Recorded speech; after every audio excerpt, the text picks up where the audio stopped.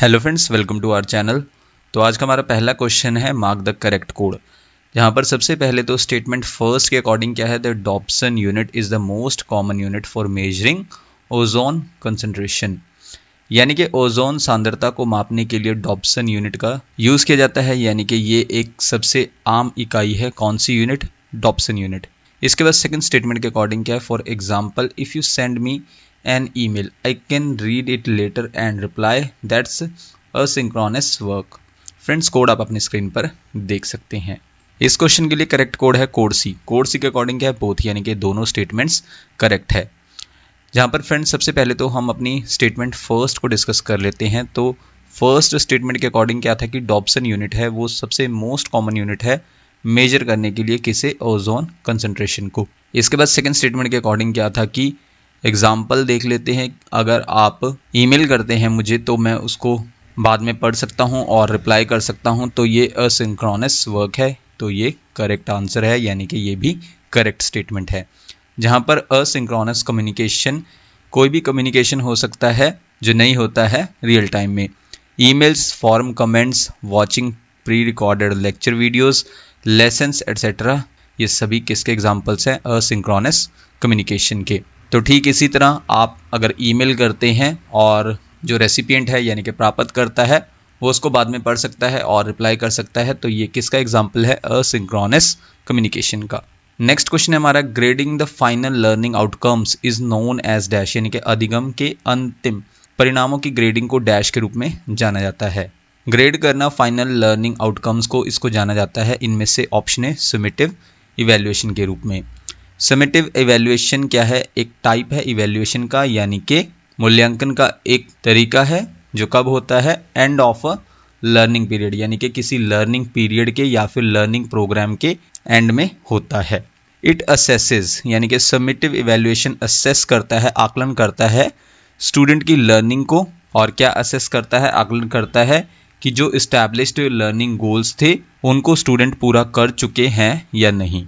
Then इसके बाद friends हम अपने नेक्स्ट क्वेश्चन पर चलते हैं। Which branch of philosophy that studies the fundamental nature of reality including the first principles of being और existence, identity and change, space and time, cause and effect, necessity and possibility. यानी कि दर्शन की कौन सी शाखा जो वास्तविकता की मौलिक प्रकृति का अध्ययन करती है, जिसमें अस्तित्व, पहचान और परिवर्तन, स्थान और समय, कारण और प्रभाव, आवश्यकता और संभावना के पहले सिद्धांत शामिल हैं। इनमें से वो ब्रांच ऑफ फिलॉसफी है जो स्टडी करती है फंडामेंटल नेचर ऑफ रियलिटी, जिसमें इंक्लूड है अस्तित्व, पहचान और परिवर्तन, स्थान और समय, कारण और प्रभाव, आवश्यकता और संभावना के पहले सिद्धांत शामिल है। तो वो ब्रांच ऑफ फिलॉसफी है इनमें से ऑप्शन बी, मेटाफिजिक्स। इसके बाद फ्रेंड्स नेक्स्ट क्वेश्चन है, a dash study is a research conducted over an extended period of time and researchers examine the same people to see if any changes occur over time. यानी कि एक dash अध्ययन समय की विस्तारित अवधि में किया गया एक शोध है और शोधकर्ता यह देखने के लिए उन्हीं लोगों की जांच करते हैं कि क्या समय के साथ कोई परिवर्तन होता है। इनमें से वो स्टडी है ऑप्शन डी, लॉन्गिट्यूडनल स्टडी। इसमें क्या है, जो रिसर्चर्स हैं वो एग्जामिन करते हैं सेम पीपल को, यानी कि सेम लोगों को देखने के लिए कि समय के साथ कोई परिवर्तन होता है। इसके बाद नेक्स्ट क्वेश्चन है, the study of body language, gestures, postures, facial expressions and body movements serve as a form of non verbal communication is known as dash. यानी कि शरीर की भाषा, इशारों, मुद्राओं, चेहरे के भाव और शरीर की गतिविधियों का अध्ययन गैर मौखिक संचार के रूप में काम करता है। इसे किस रूप में जाना जाता है? काइनेसिक्स के रूप में, यानी कि study of body language, gestures, postures, facial expressions and body movements ये सर्व करते हैं किस फॉर्म में? नॉन वर्बल कम्युनिकेशन, यानी कि गैर मौखिक संचार के रूप में सर्व करते हैं, जिनको हम जानते हैं किस स्टडी के रूप में? इनमें से ऑप्शन डी, काइनेसिक्स स्टडी के रूप में। नेक्स्ट क्वेश्चन है, noise pollution is created if the noise is in excess of dash, यानी कि ध्वनि प्रदूषण तब होता है जब शोर डैश से अधिक होता है। ध्वनि प्रदूषण यानी कि नॉइज पोल्यूशन तब होता है जब शोर जो है, नॉइज जो है वो इनमें से ऑप्शन है 80 to 100 डेसिबल्स से ज़्यादा होता है। तो इस क्वेश्चन के लिए करेक्ट आंसर है option A, 80 to 100 decibels, in short DB. Next question है, the regulation for protecting private and organizational data recently being used across the globe is known as dash। इनमें से वो है option C general data protection regulation. ये regulation किसके लिए है? Protect करने के लिए प्राइवेट और ऑर्गेनाइजेशनल डाटा को। रिसेंटली इसका यूज किया जा रहा है अक्रॉस द ग्लोब यानी कि पूरे विश्व में, और इसको जाना जाता है किस नाम से? इनमें से option C general data protection regulation. General data protection regulation in short GDPR made by European Parliament and Council of the European Union. और इसको कब बनाया गया था? 2016 में, और इम्प्लीमेंटेशन कब हुआ इसका? 2018 में।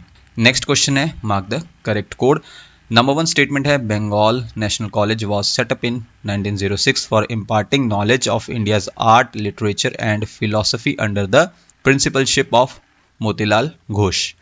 सेकंड स्टेटमेंट क्या कहती है कि the 1972 United Nations conference on the human environment in Stockholm was the first world conference to make the environment a major issue. इनमें से फ्रेंड्स करेक्ट कोड है कोड बी। कोड बी के according क्या है? ओनली सेकंड, सिर्फ second statement correct है। तो सबसे पहले तो हम अपनी करेक्ट स्टेटमेंट को ही देख लेते हैं, सेकंड स्टेटमेंट को। इसके अकॉर्डिंग क्या था कि 1972 में United Nations conference on the human environment ये हुई थी कहाँ पर? स्टॉकहोम में। और ये पहला वर्ल्ड का कॉन्फ्रेंस था जिसने एनवायरनमेंट को एक मेजर इशू बनाया। तो ये स्टेटमेंट करेक्ट है। इसके बाद जो हमारी इनकरेक्ट स्टेटमेंट थी वो थी जो बंगाल नेशनल कॉलेज था उसको सेटअप किया गया था 1906 में, और किसकी प्रिंसिपलशिप के अंडर? मोतीलाल घोष की प्रिंसिपलशिप के अंडर। तो ये स्टेटमेंट इनकरेक्ट है, क्योंकि करेक्ट आंसर क्या होगा इस स्टेटमेंट के लिए? जो बंगाल नेशनल कॉलेज था उसको स्टार्ट तो 1906 में ही किया गया था, लेकिन जो इसके फर्स्ट प्रिंसिपल थे वो थे श्री अरविंद, यानी कि मोतीलाल घोष के प्लेस पर आना था श्री अरविंद। इसके बाद फ्रेंड्स इसी स्टेटमेंट से related national council of education Bengal in short NCE Bengal, ये एक ऑर्गेनाइजेशन थी जिसकी स्थापना किसके द्वारा की गई थी? सतीश चंद्र मुखर्जी और अदर जो इंडियन नेशनलिस्ट थे बंगाल में उनके द्वारा की गई थी 1906 में। किसकी स्थापना की गई थी? National council of education Bengal की। किसके लिए? प्रमोट करने के लिए साइंस एंड टेक्नोलॉजी। और किसका पार्ट था ये? स्वदेशी इंडस्ट्रियलाइजेशन मूवमेंट का। जहां पर national council of education Bengal ने इस्टेब्लिश किया बंगाल नेशनल कॉलेज और बंगाल टेक्निकल इंस्टीट्यूट को, और बाद में जाकर बंगाल नेशनल कॉलेज और बंगाल टेक्निकल इंस्टीट्यूट ये दोनों जो हैं मर्ज हो गए, और इन्होंने क्या बनाया? जादवपुर यूनिवर्सिटी, जो कि one of the popular university है। और जादवपुर यूनिवर्सिटी कहाँ पर है? कोलकाता में।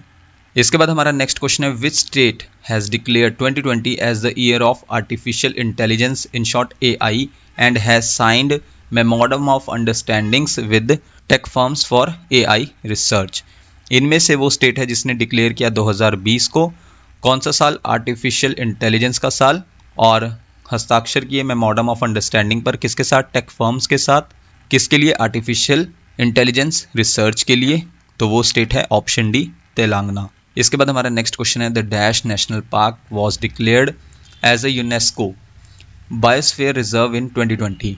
इनमें से वो नेशनल पार्क है ऑप्शन है पन्ना नेशनल पार्क। इसको डिक्लेयर किया यूनेस्को बायोस्फीयर रिजर्व के रूप में कब? 2020 में। इसके अलावा friends there are 18 biosphere reserves in India, यानी कि 18 बायोस्फीयर रिजर्व्स हैं इंडिया में, और कब तक? 31 मार्च 2023 तक। इसके बाद फ्रेंड्स आज का हमारा लास्ट क्वेश्चन है education should create a class of persons Indian in blood and colour but English in taste in opinions in morals and in intellect which among the following recommended this, यानी कि शिक्षा को व्यक्तियों का एक ऐसा वर्ग तैयार करना चाहिए जो खून और रंग में भारतीय हों लेकिन स्वाद, राय, नैतिकता और बुद्धि में अंग्रेजी। निम्नलिखित में से किसने इसकी सिफारिश की? ये सिफारिश की थी इनमें से option A downward filtration theory ने। और ये स्टेटमेंट किसके द्वारा दी गई थी? थॉमस बेबिंगटन मैकाले द्वारा 1835 में, जहाँ पर एक क्लास ऑफ पर्सन्स को क्रिएट किया जाना चाहिए जो कि एजुकेटेड हों, और ये जो क्लास ऑफ पर्सन्स हैं वो ब्लड में इंडियन हो और कलर में भी इंडियन हो, लेकिन टेस्ट में, ओपिनियंस में, मॉरल्स में और इंटेलेक्ट में इंग्लिश हो। ये स्टेटमेंट थी मैकाले की। और इसके अलावा डाउनवर्ड फिल्ट्रेशन थ्योरी इसको इंट्रोड्यूस किया गया था स्प्रेड करने के लिए इंग्लिश नॉलेज को इंडिया में, ताकि जो ब्रिटिशर्स थे वो ईजिली रूल कर सके कंट्री पर। और साथ ही साथ थॉमस बेबिंगटन मैकाले ने इंट्रोड्यूस किया था इस थ्योरी को। कौन सी थ्योरी को? डाउनवर्ड फिल्ट्रेशन थ्योरी को। किसमें? मैकालेज मिनट ऑफ 1835 में। तो फ्रेंड्स ये थी हमारी आज की वीडियो जिसमें हमने कुछ MCQs को डिस्कस किया। नेक्स्ट वीडियो फ्रेंड्स आपको जल्दी चैनल पर मिल जाएगी। So thank you friends for watching this video.